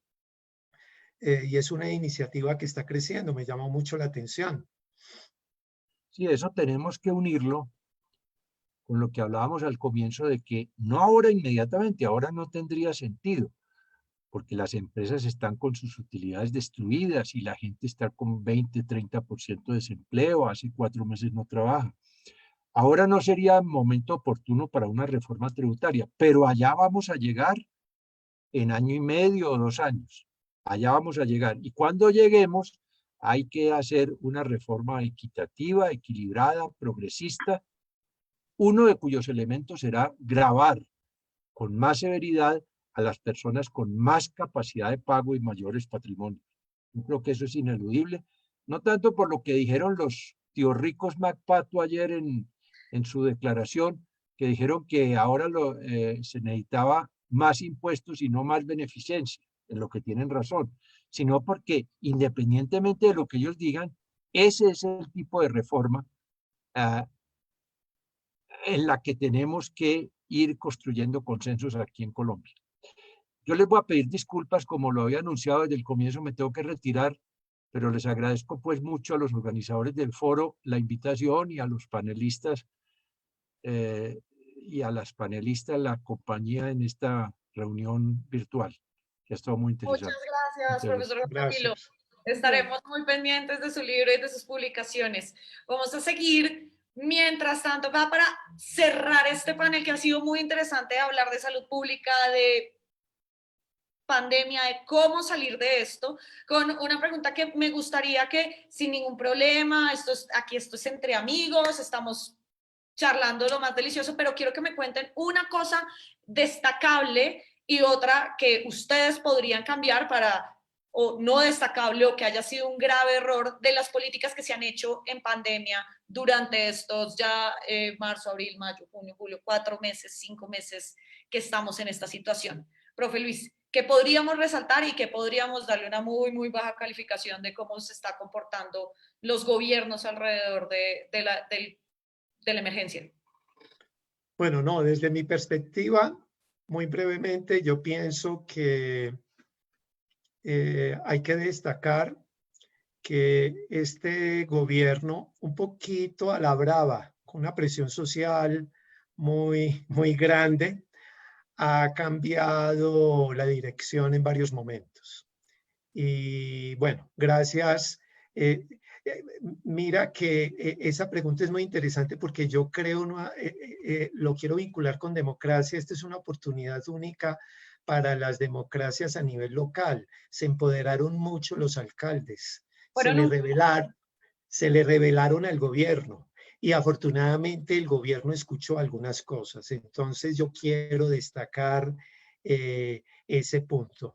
Lo que yo no veo muy positivo es que hay una influencia muy grande desde mi perspectiva en el alto gobierno de sectores de la industria que producen productos que son nocivos para la salud y tienen un lobby muy fuerte en el gobierno nacional. Eso es algo bastante desafortunado.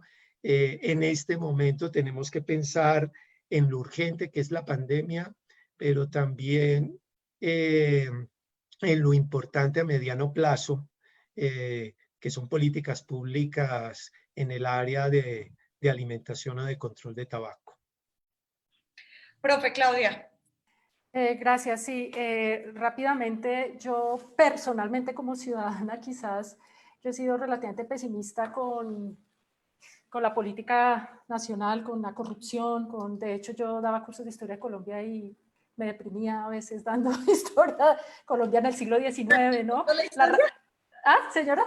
Repitiendo la historia, te veía. Sí, claro, las causas de la independencia, ¿no? Pues es que queríamos romper el monopolio, una élite quería romper el monopolio económico que tenía España y abrirse al libre comercio con Inglaterra, y entonces Inglaterra, el inicio de nuestra deuda externa es los ingleses apoyando a los libertadores, pero pues en el fondo estaban detrás de mercados para sus productos, ¿no?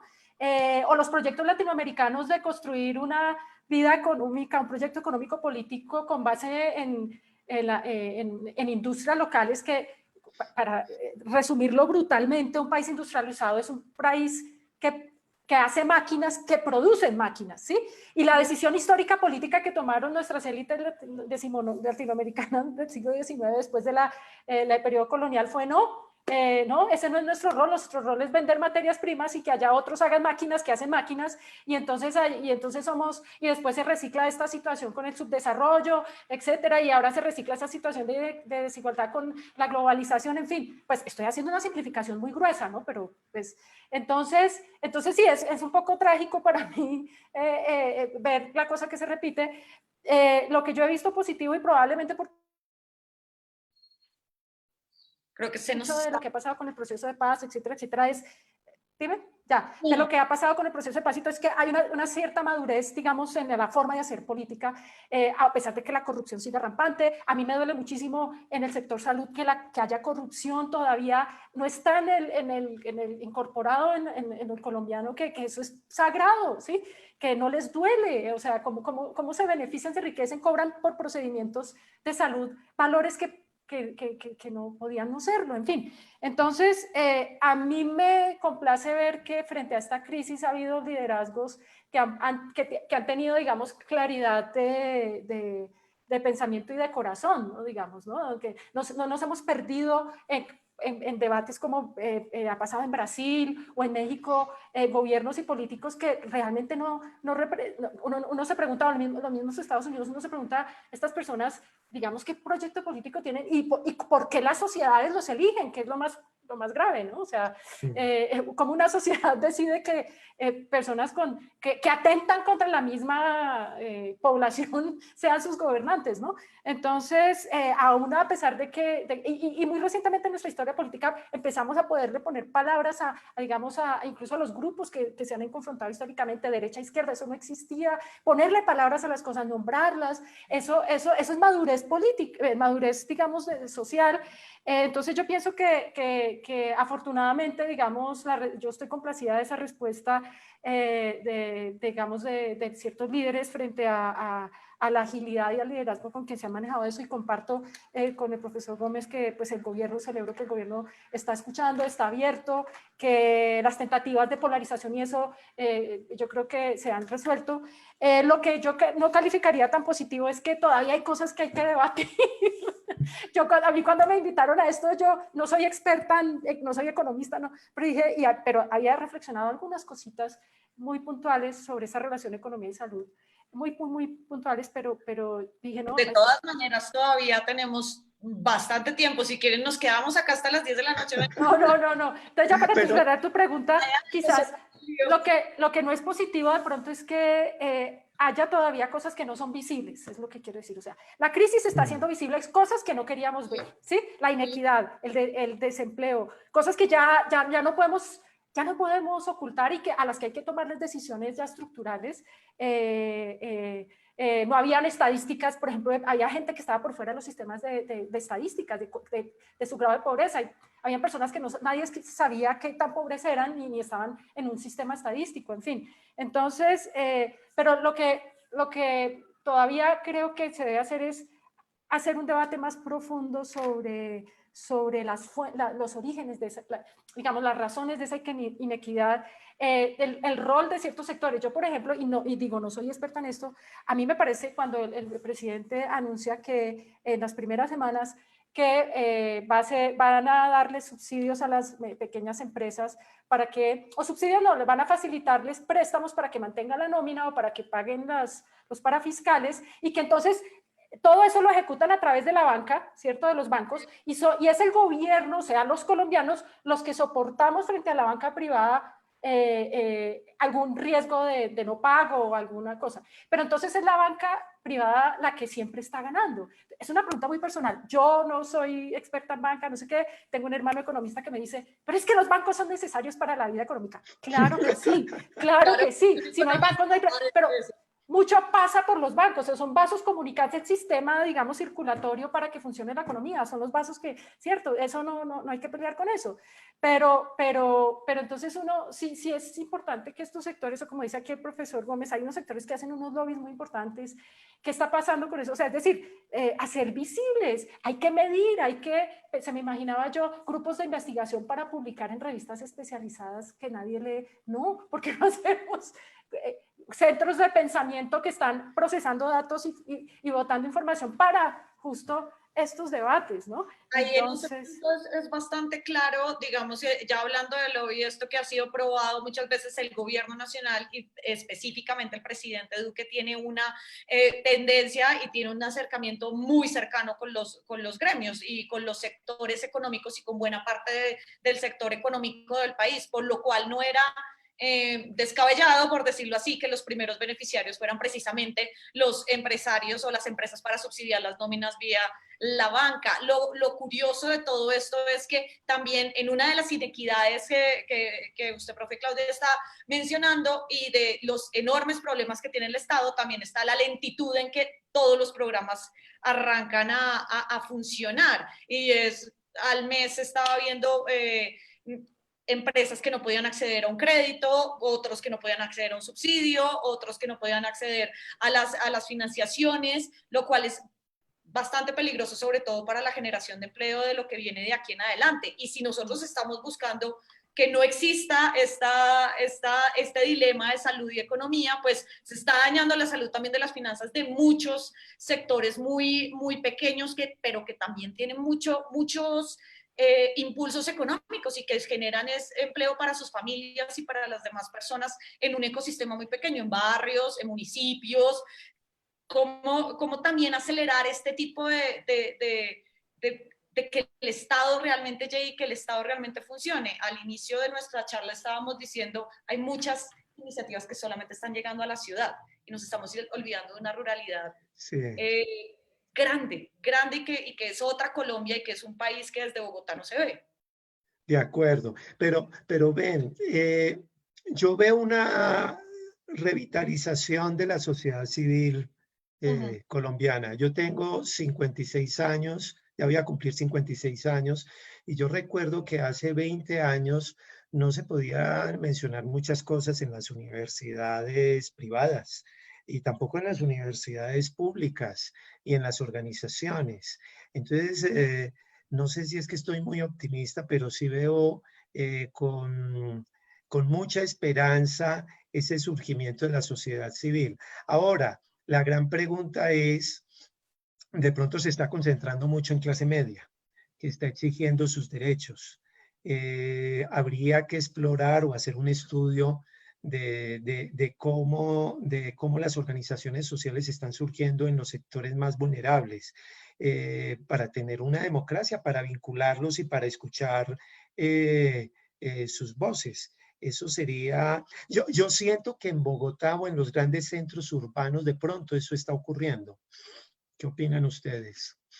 Pero eso tiene que ver también, bueno, durante mucho tiempo en el Pacífico vi muchos movimientos sociales muy fuertes, muy organizados, que no necesariamente respondían a lógicas urbanas. No sé si esta situación alrededor del paro con el que terminamos el año y que era tan fuerte y que muchos marchamos, se detuvo con la pandemia, porque me parece muy curioso esa situación alrededor de que ahora estamos diciendo cosas que antes no se podían decir? ¿Ustedes creen que la movilización social, por ejemplo, se paró con esto o se trasladó a redes? ¿Cómo la están viendo desde sus ópticas? Pues la movilización, o sea, los cambios, digamos, grandes, significativos, digamos o los momentos en donde se pueden, digamos, replantear cambios estructurales son momentos de grandes rupturas, ¿no? Y que pueden contribuir, pues, a la reducción de esa inequidad. Y uno de esos es pues, bueno, son esos cambios bruscos de revoluciones, una movilización masiva o una pandemia como la que estamos viviendo. Yo creo que la pandemia, claro, ha puesto a la gente, digamos que quizás, yo no estaba muy atenta a esto, pero yo pensaría que, por ejemplo, vimos la crisis, todas estas marchas pues, contra el gobierno, digamos, la falta de satisfacción contra Duque, que se prolongó por varios días, que también fue un movimiento latinoamericano, etcétera, y repentinamente sucede esto y pues cambia el discurso y eso, ¿no? Yo creo que eso no se ha perdido, siguen pasando violaciones de los derechos humanos, sigue habiendo asesinatos, pero la movilización, sería triste que parara porque, no creo que pare de hecho, pero sería triste que parara porque de todas formas esta situación, como decía yo, pone en evidencia también inequidades estructurales y quizás también sería la oportunidad, tal vez no es el momento, no hay los recursos, no hay la información para que estos movimientos sigan trabajando sobre eso, ¿sí? Empiecen a recoger información, a medir, por ejemplo, cómo grupos vulnerables estaban siendo afectados, si antes tenían sus derechos vulnerados o tenían ciertas afectaciones, ahora como con la crisis del COVID esta situación se está agravando, ¿no? Entonces, pues sería lamentable que esto se perdiera y más bien la crisis podría también ser una oportunidad en donde ellos también sigan haciendo, pues haciendo visibles sus demandas, ¿no?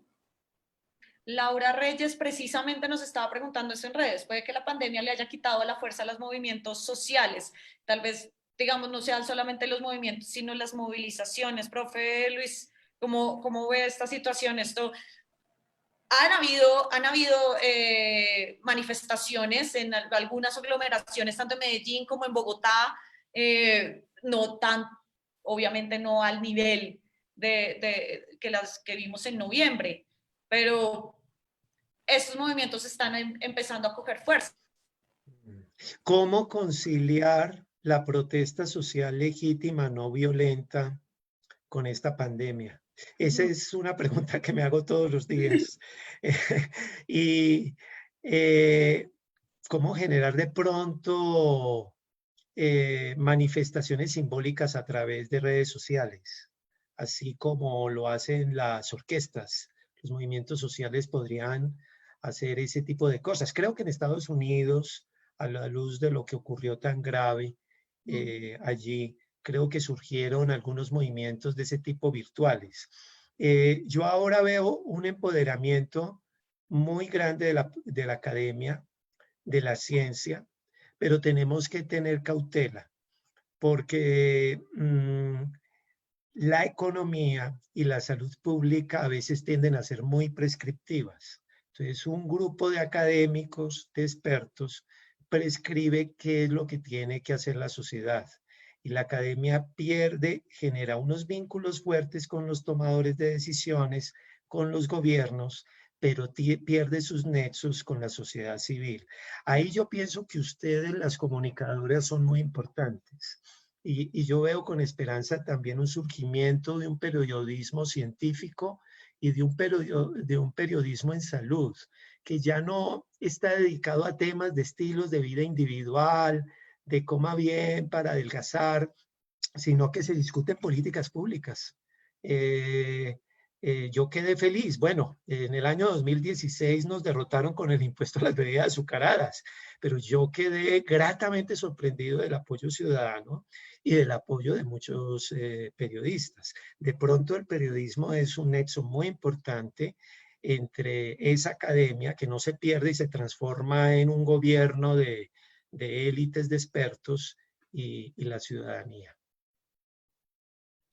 de aquí en adelante, y esto lo quiero hacer como manera de conclusión, de aquí en adelante, ¿qué es lo que podemos estar esperando? No solamente esperando, pero también haciendo desde los mismos academia, desde el Estado, desde lo privado, desde lo público, para evitar que los impactos de lo que vienen un año y medio, hasta que salga la vacuna y nos adaptemos a esta nueva normalidad, no nos peguen tanto, no pegue tanto a la gente más vulnerable, no pegue tanto a las personas que no pueden salir de casa, a las personas que tienen que seguir incluso saliendo a la calle a buscar sus sustentos. ¿Cómo mantener esta conciliación o evitar caer en este falso dilema? ¿Cómo poder desde nuestras propias experticias y desde donde estamos poder aportar este debate, poder aportar con qué acciones? Como para cerrar una conclusión de esto, profe Luis, ya que lo veo más atentamente No, aquí al lado. quiero tomar un comentario que hizo la profesora Claudia que me parece muy importante. Hay que visibilizar, hay que mostrar datos, sin entrar en un periodismo morboso, hay que mostrar las unidades de cuidado intensivo con el respeto a los pacientes, obviamente, y a la privacidad. Creo que tristemente hay un sociólogo alemán que utilizaba un término que se llama la escenificación de las catástrofes, de que las sociedades necesitan escenificar catástrofes para darse cuenta de que hay que generar cambios políticos, generan momentos políticos.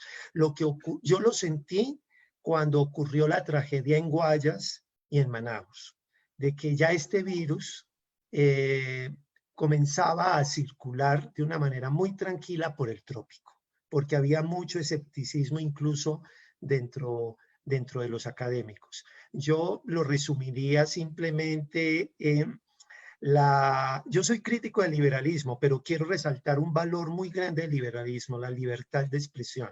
La libertad de prensa es fundamental. Si no tuviéramos libertad de expresión y libertad de prensa, estoy convencido de que la situación sería peor.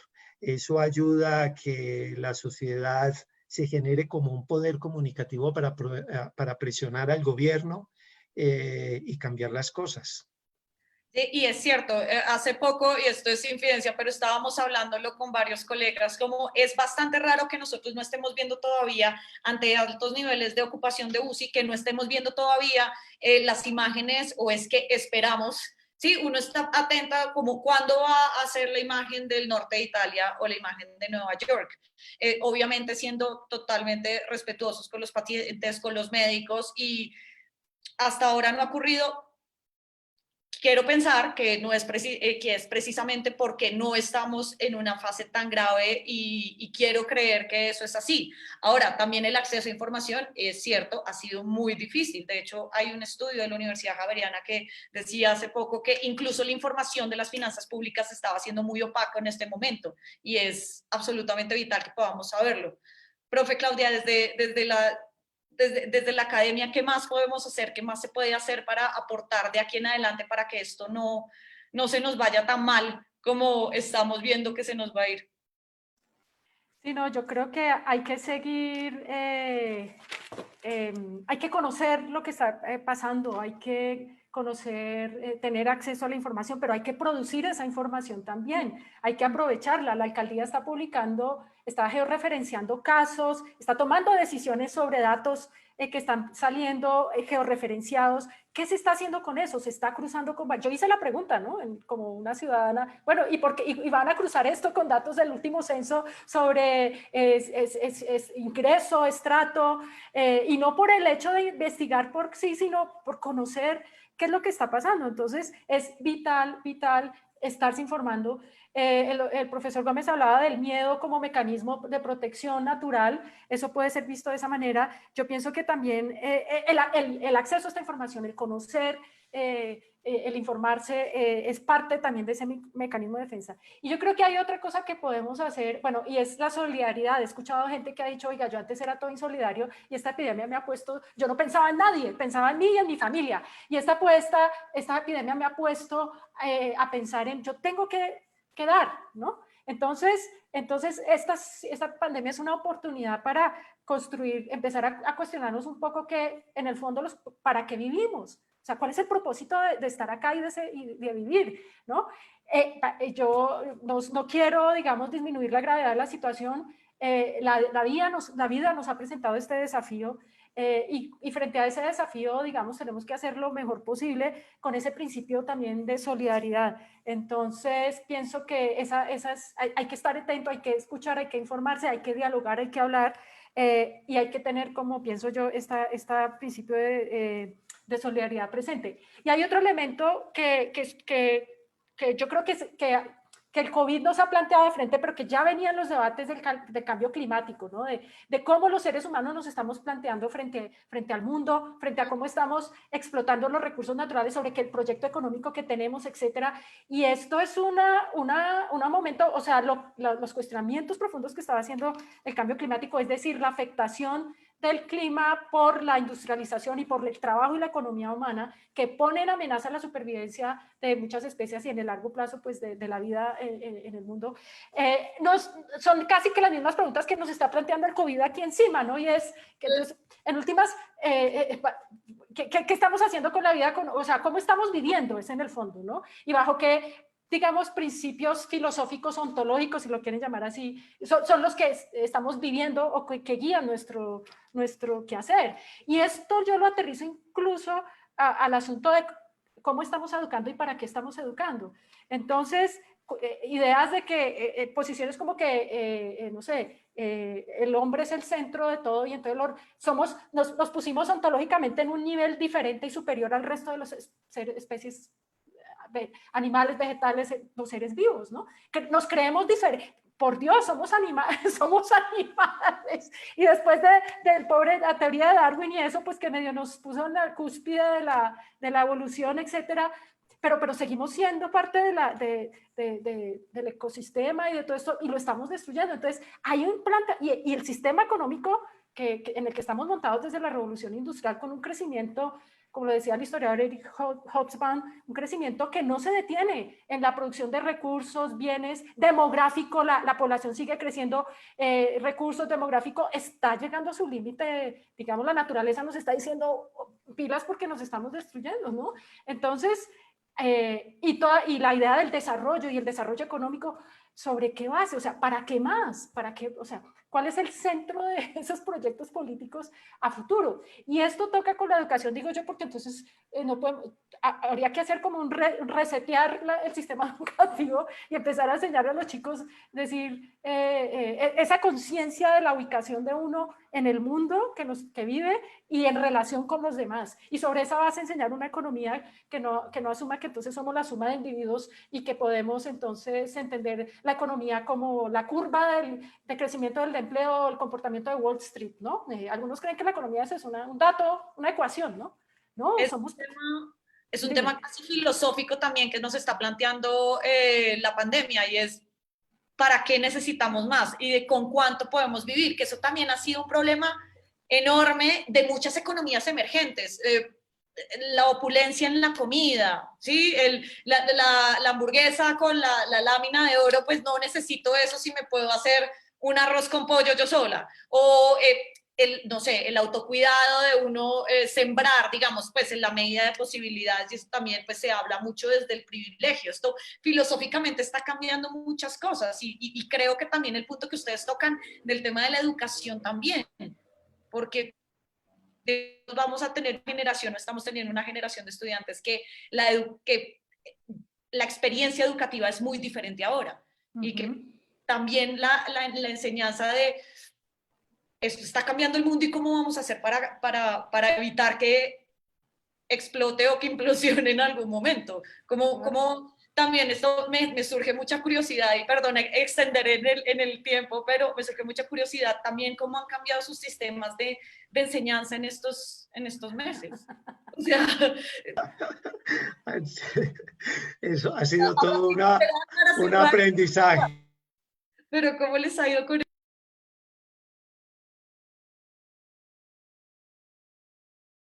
¿Se le fue la onda al profesor Gómez? Ay, creo que sí. Mientras vuelves, bueno, si tú no contar la experiencia sería... Pues mira, yo hablaba con mi monitor, que es obviamente un muchacho muy joven, no sé qué, yo le decía, bueno, tú ves que mis clases son muy desconectadas con los millennials, entonces él muy diplomáticamente me dijo que sí, pero muy diplomáticamente. Es decir, profesores que llevamos enamorados de la presencialidad, etcétera, pues claro, el desafío fue muy fuerte porque fue muy poco tiempo pasar, no a la virtualidad es la palabra que se utiliza, pero es a la clase en acceso remoto, porque la virtualidad es otro modelo pedagógico que implica un montón de cosas. Estamos haciendo es clase en acceso remoto, y aún así es diferente. Yo prefiero ser, digamos, estar abierta, ¿no? Los desafíos hay que tomarlos, hay como dicen algunos los budistas, y no estoy mal, dice usted tiene un desafío, ¿cierto? Usted tiene varias opciones. Si no le gusta la situación, el desafío que se le presenta, usted lo cambia, intenta cambiarlo. Resulta que no puede. Entonces, pues, si no lo puede cambiar, entonces, pues, la otra opción es irse de la situación. No nos podemos ir, el COVID está, ¿cierto? Ni podemos cambiar el COVID, sí lo podemos cambiar con las medidas de cuidado, pero no podemos salir ya de la situación. Ni la podemos cambiar automáticamente que mañana ya no haya COVID, ni nos podemos huir, ¿cierto? Entonces, ¿qué puede hacer usted?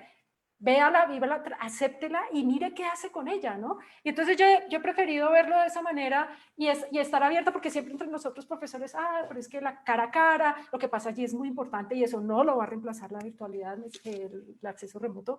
Ciertamente hay cosas que se pierden, lenguaje no verbal, la expresión, uno gasta mucha más energía y los estudiantes también en la interacción con la pantalla, toca estar atento no solo al contenido, sino a la cosa de los sistemas, a la atención del estudiante, en fin, todos estos factores que entran en juego, pero yo siento que, sorprendentemente, siento que los estudiantes, en mi experiencia personal, se han empoderado, esa palabra no, pero sí han tenido, se les ha exigido más y ellos se han apropiado un poco más de su proceso, y yo muy sorprendida he encontrado resultados y respuestas maravillosas, y en algún punto los estudiantes empezaron a volar y yo decía, a mí me ha encantado, y esto puede ser contraintuitivo y esto ya está, yo no conozco en detalle las cuestiones pedagógicas, pero yo creo que mi rol en mi trayectoria como docente cada vez siento que, y eso ya está debatido, es permitir al estudiante algo, crearle un escenario en donde pueda florecer, y a veces siento que entre menos hable y yo participe, más florecen, ¿no? Que es paradójico.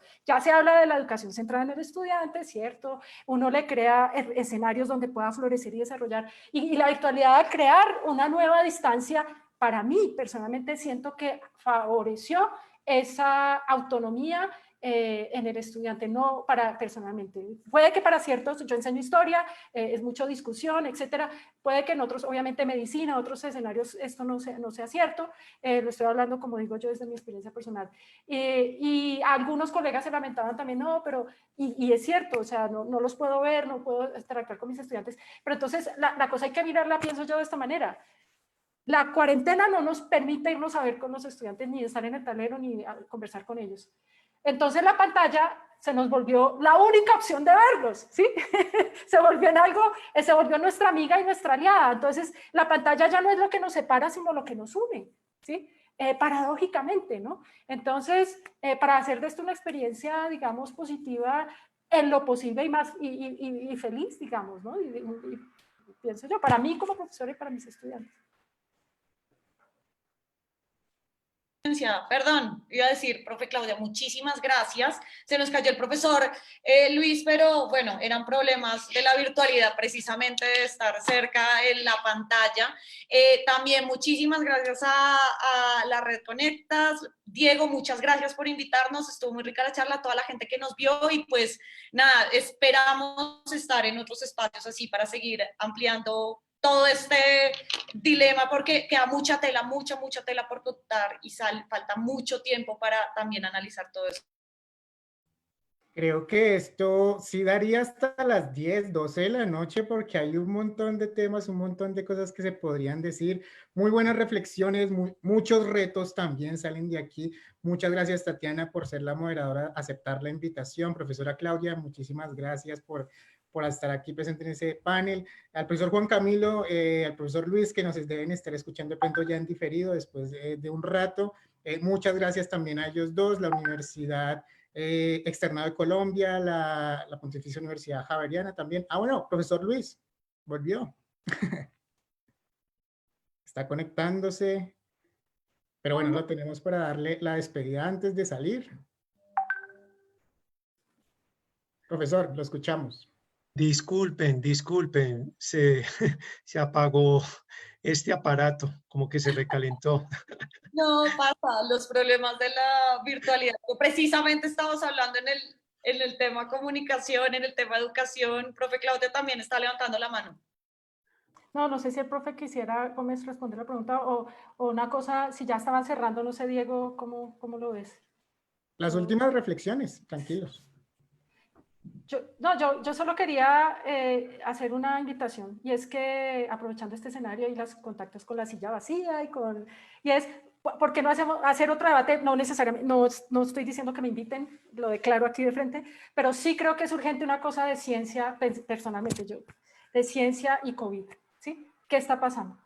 ¿Qué está pasando? Les dejo ahí la inquietud, la duda, podemos conversar después sobre personas a invitar, como digo, no soy yo. Eso es. Excelente, excelente. Profe Luis, yo le había preguntado una cosa súper rápida de cómo le estaba yendo con las clases virtuales y preciso se cayó la conexión, que eso es normal en las clases en este sentido, pero si quiere darnos su reflexión al respecto, bienvenidísima. Sí, no, sentimientos encontrados, porque por una parte la presencialidad es fundamental en la educación para generar deliberaciones adecuadas entre los grupos, no hay como la presencialidad. Nos ha dado, a mí me ha dado muy duro, bueno, Collaborate, Teams, es agotador para los profesores y nuevamente la interacción es compleja. Le identifico de todas maneras una ventaja. Yo no tolero el uso de tecnologías en medio de una clase. Y entonces eso a mí me exaspera a todos estos muchachos prendidos a sus teléfonos celulares. Entonces eso me ha bajado un poquito la ansiedad. Ese es como el aspecto positivo. No, agradecerles mucho la invitación. Celebro que existan estos espacios. Excelente. Sería estupendo que pues, esa manera de sugerencia podría integrarse la academia con la ciudadanía. Sería interesante. Ejemplo, en diferentes temas, ¿ya? En diferentes temas de salud y otros. ¿Qué piensa un tendero sobre estos temas? Sería fantástico saber su percepción. Gracias. Sería genial. Sí, sí, señor. Eso desde la red Conversa lo hemos tenido muy presente, incluso para este lo alcanzamos a plantear, de traer a personas de la calle, del común, que nos vengan a hablar acá con los académicos. Creemos que eso es vital y sí, recibí esa sugerencia y lo vamos a tener muy, muy en cuenta para los próximos. Gracias, Diego. Listo, muy bien. Tatiana, muchas gracias de nuevo. Antes de terminar, desde la red nosotros les queremos compartir también unas imágenes para que, como saben, esto es organizado por las editoriales de cada una de las universidades. Y esas editoriales, pues nada, tenemos libros de los panelistas que han estado acá, y de muchos otros autores, de muchos otros investigadores que tenemos en las universidades. Y nosotros como editoriales, pues nada, tenemos muchos libros que hablan sobre este tema. De pronto más directo que otros, pero todas las universidades que nombré al comienzo, todas tenemos publicaciones que ustedes pueden revisar a través de las redes sociales, a través de Siglo del Hombre Editores, que es el distribuidor de todos nuestros libros, a través de nuestras páginas de cada una de las editoriales en la universidad, para que le echen una revisada, échenle una revisada, porque aquí yo les estoy mostrando algunos libros que hemos seleccionado para esta sesión, pero también hay muchísimas más cosas en los catálogos de las universidades que siempre estamos hablando sobre las problemáticas sociales en todas sus aristas, y a veces la academia se queda como aburrida, como que no tiene mucho que decir, pero hay un montón de cosas. Entonces, es la invitación a todos los que nos ven para que revisen los catálogos de las editoriales, que estamos ahí muy, muy presentes con toda esta información y todo esto que tiene que aportar a los debates de la sociedad. Y pues nada, ahora con todo esto, pues más que nunca, pues ahí está toda la información de qué es lo que podríamos llegar a hacer. Muchísimas gracias, profesores. Tatiana, muchas gracias. Muchas gracias. Fue Esto Un fue abrazo Muchas gracias grande. a ustedes por la invitación. Un placer esta conversación, profesor Gómez, Tatiana. Mil Diego. gracias, Excelente. Tatiana, la profesora Claudia, Diego, a todos. Un Un abrazo. placer. Ujú. Gracias. Muchísimas gracias a todos. Recuerden que estamos todos los meses haciendo estas transmisiones en diferentes redes sociales de todas las universidades aliadas.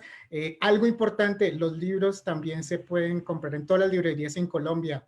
Electrónicos también están moviéndose. Entonces, muy importante, revisen que las librerías en todo Colombia también se consiguen estos libros. Muy bien, muchísimas gracias a los que nos ven en Facebook Live y pues nada, hasta el otro mes que tenemos otro conversa. Hasta luego.